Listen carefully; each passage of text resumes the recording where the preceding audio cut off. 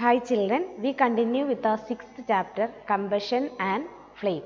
In the previous class, we learned what are the conditions necessary for combustion to take place.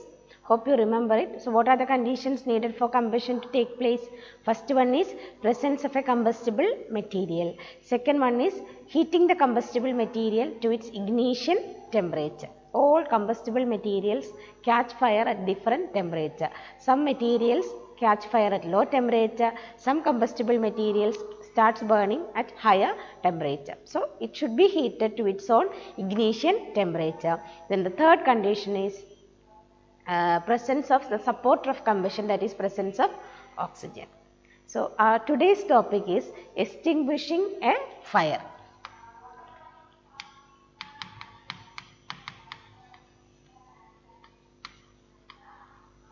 Extinguishing a fire, or how can we control a fire?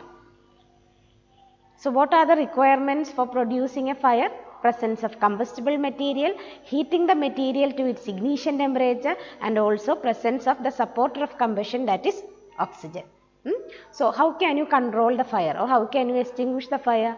If you are able to remove one or more of these requirements, the fire can be controlled or fire can be extinguished. So, we have to discuss it one by one. So, the first one is removing. The first criterion for producing a fire is presence of a combustible material. So, if you can remove the combustible material, fire can be controlled.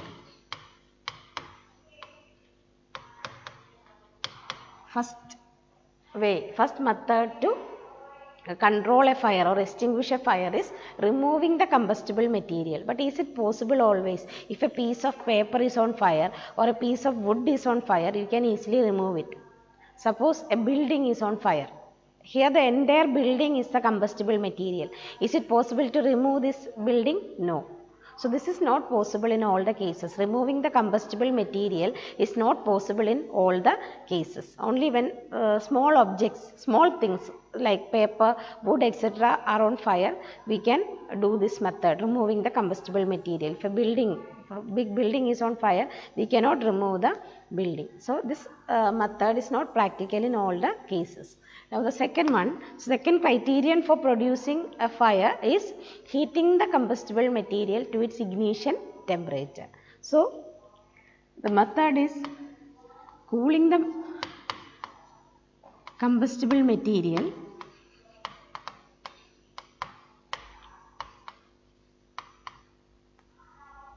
to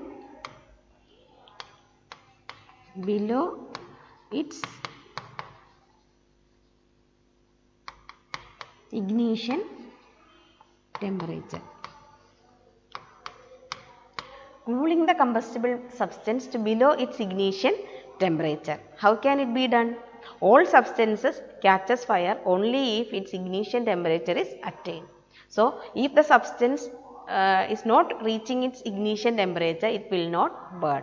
Or you bring the temperature below its ignition temperature, the substance will stop burning. So, that is what is done here, cooling the substance to below its ignition temperature. If the ignition temperature is not attained, the substance will not burn.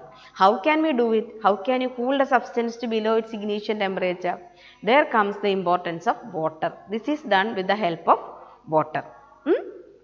Then, water is poured on the combustible material. Then what happens? You might have seen the fire extinguisher, the fireworks, sorry, not fireworks, fire and rescue people come, they pump water into the combustible material. Then what happens? Water cools the substance to below its ignition temperature. Temperature of the combustible material is lowered to below its ignition temperature. This helps to prevent the spreading of fire. This helps to prevent the spreading of fire. Also, during this process, water vapor will be produced. This water vapor surrounds the combustible material, thereby cutting off the supply of oxygen.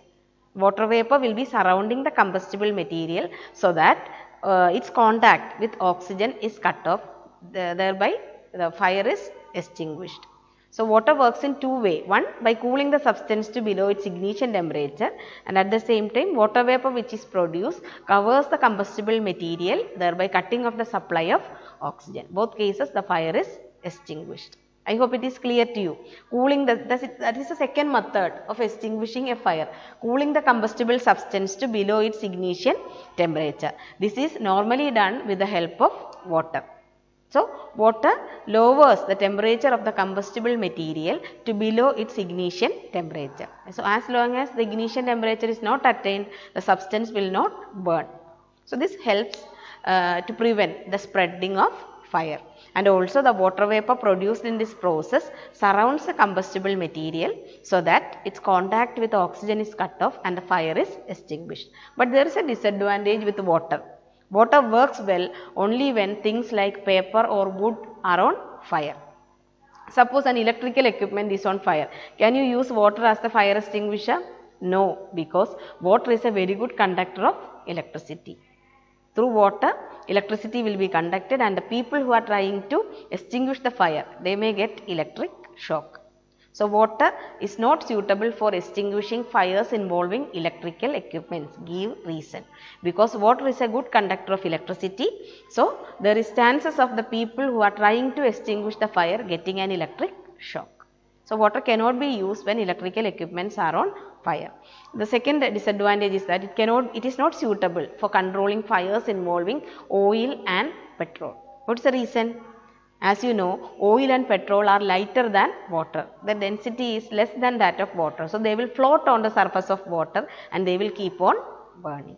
So, water cannot be used for fires involving oil and petrol. Give reason. Oil and petrol are lighter than water. They float on the surface of water and continue burning. I hope it is clear to you. Two disadvantages with water as a fire extinguisher. Not suitable for fires involving electrical equipments and also not suitable for fires involving oil and petrol. Important question. Okay. Now the next one is, so these are the two methods: removing the combustible material, which is not possible in all the cases. Cooling the combustible substance to below its ignition temperature. That also will not work with electrical fires involving electrical equipments and fires involving oil and petrol. Now the third one is cutting off. The third criterion for producing fire is presence of supporter of combustion, that is oxygen. So if the supply of oxygen is cut off, in the absence of oxygen, fire will get extinguished. Cutting off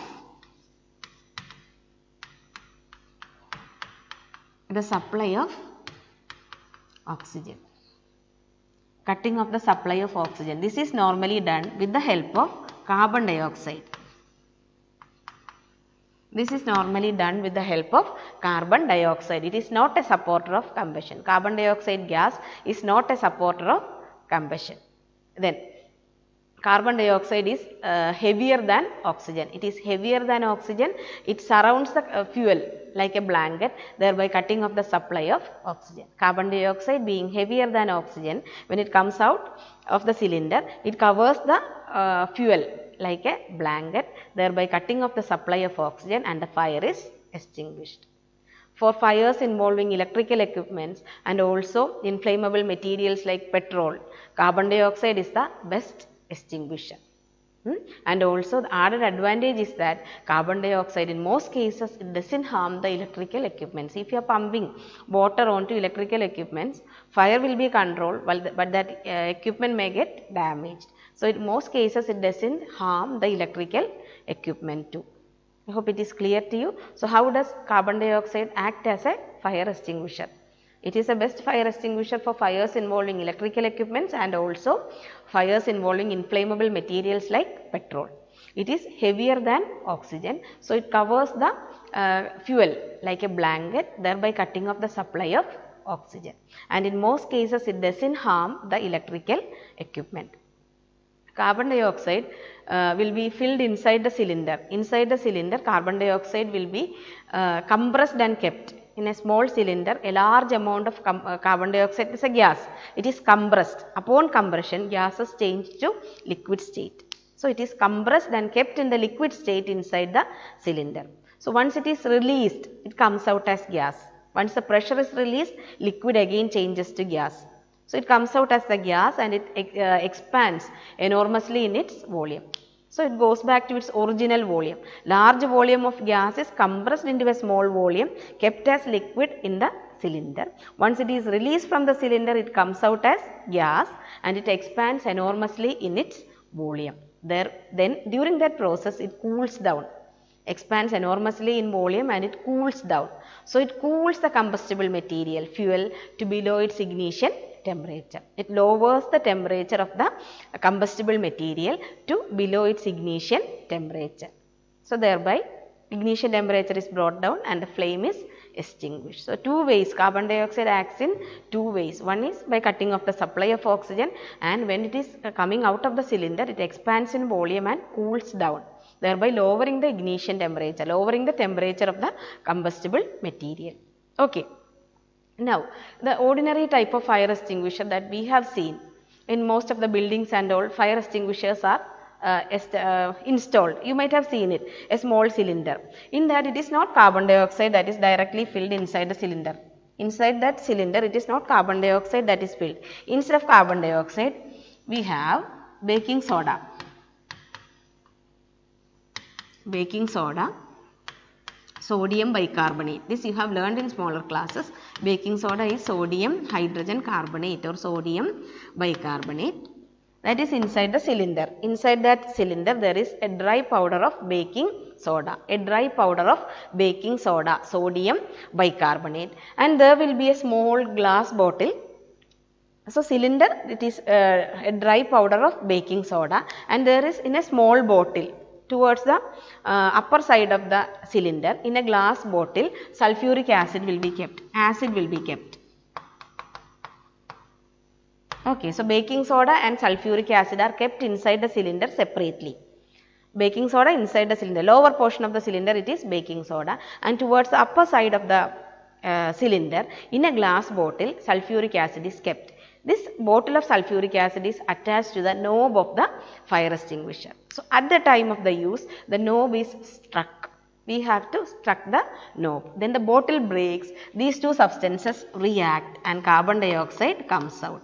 These two substances react and carbon dioxide gas comes out. Okay. So in the normal type of fire extinguisher that are established in buildings, installed in buildings, we don't have carbon dioxide directly filled inside that. Instead, we have two substances kept separately, like baking soda and sulfuric acid. These two substances mix only at the time of use and carbon dioxide gas comes out. Baking soda and sulfuric acid. So those type of fire extinguishers are known as soda acid type fire extinguisher. Soda acid type fire extinguisher. Baking soda and sulfuric acid are kept separately, and at the time of use the knob is struck.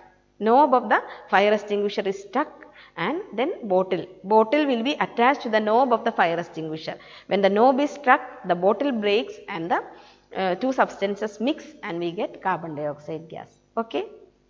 So what are the different ways in which a fire can be controlled or extinguished?